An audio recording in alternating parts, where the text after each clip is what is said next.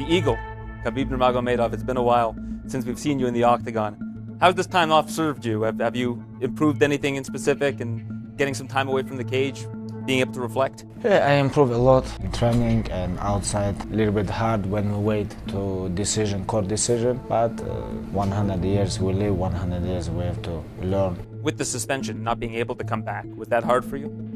No, it's not hard. But I really want to come back April if they don't give me a suspension. But when they give me suspension, I'm focused on September, October. Everything what happened in Vegas, still in Vegas. Oh, and now Khabib jumps the fence. Whoa! No! And he's going right at Dylan Dennis. This is going to stain an incredible performance for Khabib Nurmagomedov. This is absolutely the craziest moment I've ever seen. Are there any regrets about that? I know in your culture it's important to be humble, it's important to have a good brotherhood and be respectful, but of course those lines were crossed by your opponent.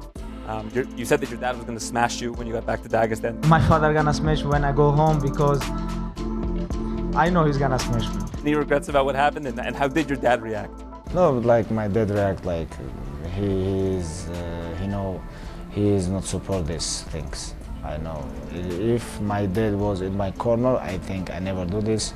What happened is happened, you know. You can't change nothing, and I don't want to change nothing. I don't understand how people can talk about I jump on the cage, you know. What about he talk about my religion, he talk about my country, he talk about my father. One of your other famous opponents from back in the day is the Bear, from when you were a kid. So in Dagestan, I saw this from watching Anatomy of a Fighter, and I think it was your dad or your uncle talking about how many masters of sport there are in Dagestan from just a small village. Is wrestling bears part of that culture when you're coming up? Is that something that people do, or was that just something that happened with you? We don't have, in my village we don't have bears. We only in the zoo you can wrestling with bears. But you know, it's like this is not about bears. This is about like culture. We love wrestling. We love it. This is like traditional sport in Dagestan. What's your legacy now?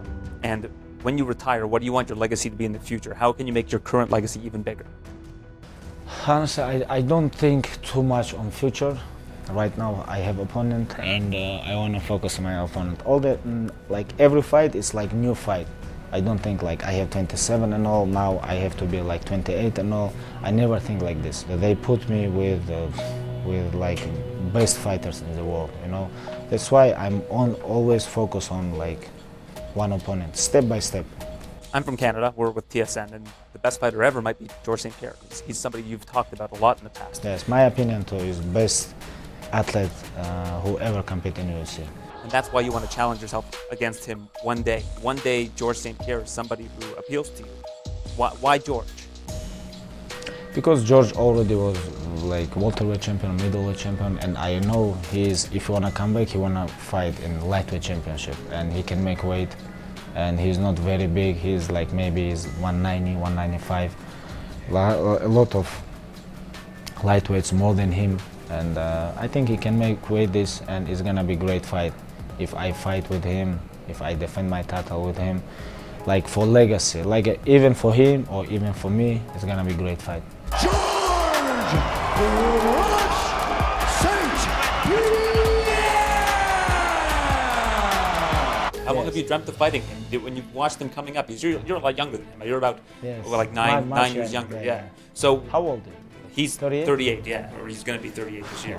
So he's quite a bit young. So you've watched him coming up. Please, George, you don't need to come back, brother. You all like fight fast. Last time I met him in Moscow, you know, I stay in one hotel, and when I go to my room, I see him. He's sitting with his friends in a restaurant. I come from his back, like try to choke him a little bit, you know. It's like I met him. We have good time in Moscow. Couple times we go dinner together. You know, it was before he fight with Michael Bisping, and of course I respect him. This guy, my opinion, is like greatest athlete ever who competed inside the octagon and inside the UFC.